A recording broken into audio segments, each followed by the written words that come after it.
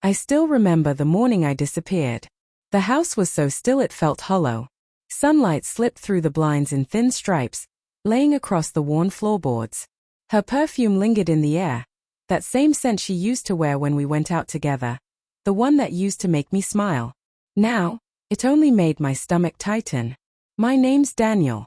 5 years ago, I walked out of my life without leaving a single word behind. It wasn't fury that pushed me out the door.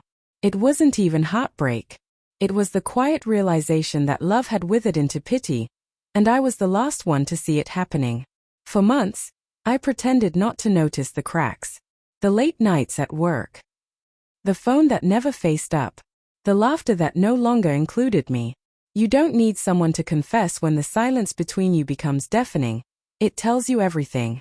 The night before I left, I came home early from a business trip. I had flowers in one hand, her favorite Thai food in the other, thinking I'd surprise her. And I did, just not in the way I planned. There was a man's jacket hanging on the chair in our bedroom. Her dress lay crumpled on the floor beside it. 2 half-empty wine glasses sat on the nightstand. They were asleep. I didn't even see his face clearly, just the shape of a stranger in my place. For a second, I almost woke her up, almost demanded answers. But what was the point? The truth was already lying right there between us. So, I set the flowers down beside the glasses and walked out quietly. No yelling. No slammed doors. No goodbye note. Just the sound of my steps fading down the hallway and the city breathing beyond the window. I took only my passport, my wallet, and the clothes on my back. That was it. The next 5 years were a kind of exile. I found a cabin high in the Colorado mountains, started fixing old furniture for a living, and let the world forget me. I didn't tell my family, our friends, not even her. My phone stayed off, my email gone. My past washed away like chalk in the rain. The strange thing about disappearing is how easy it becomes to forget you ever existed. The days blur. The clocks lose meaning. Her face faded first from memory, then from dreams. The silence, once unbearable, became peace. Until last Friday night. Snow was falling thick and soundless, covering everything in white. I had just finished sanding an oak table when I heard it. 3 hesitant knocks. Nobody comes up here without calling. Deliveries stop at the gate. So, I opened the door half expecting a lost hiker. Instead, it was her. She stood there in a gray coat, her eyes wide, uncertain, like she was afraid I'd vanish again. Daniel, she whispered, and the sound of my name felt like reopening a scar. I'd pictured this moment 100 ways. Her crying, apologizing, begging for forgiveness. But the reality was quieter, smaller. She looked older, worn down. Her hair shorter, streaked with gray. Life had carved its lines into her face. I didn't speak. I just stepped aside and let her in. Some habits don't die, even after betrayal. She looked around the small cabin, the single chair, the rough-hewn table, the soft glow from the wood stove. You really did disappear, she said quietly. That was the idea, I replied. She flinched, tried to smile, failed.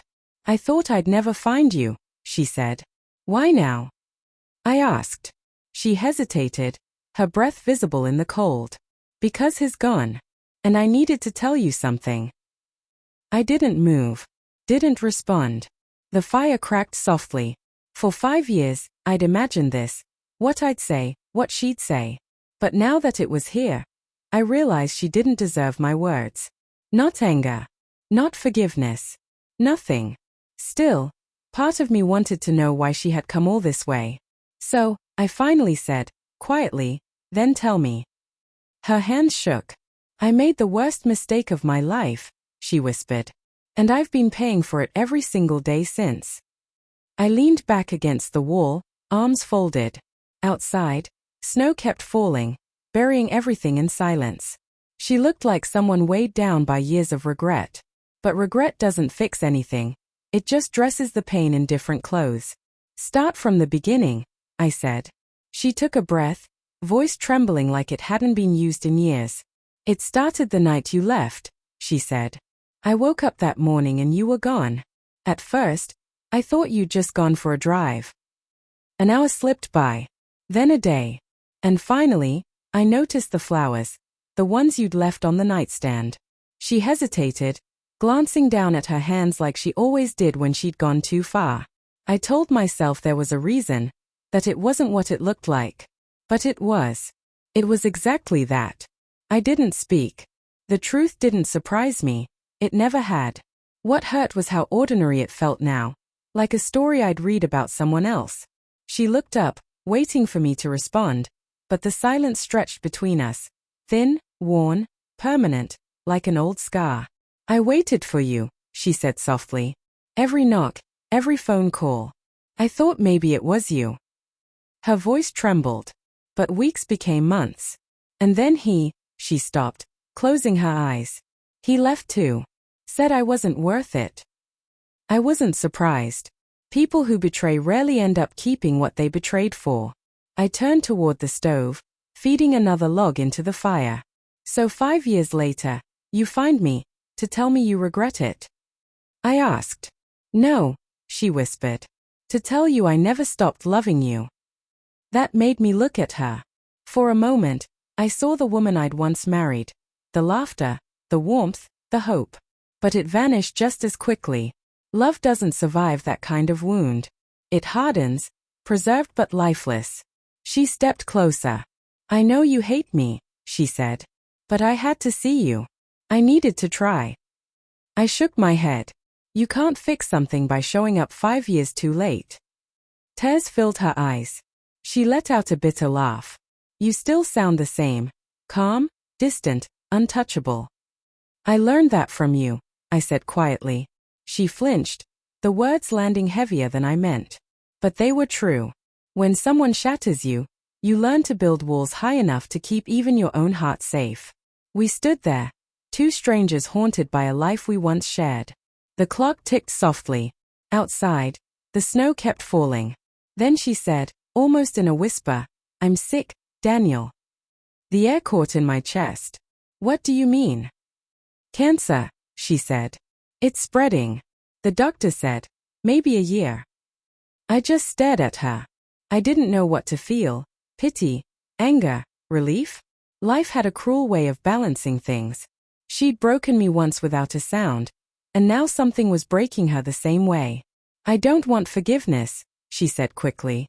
I just needed you to know. I wanted to see you one last time and say I'm sorry. Neither of us spoke after that. The fire cracked softly. She stood there in the orange light, tears shining, waiting for something I didn't have left to give. I built this life to forget you, I said finally. To stop hurting. And now you're here. It feels like digging up a grave. She nodded, trembling. I know. I just couldn't leave without saying it. When she turned to leave, I didn't stop her.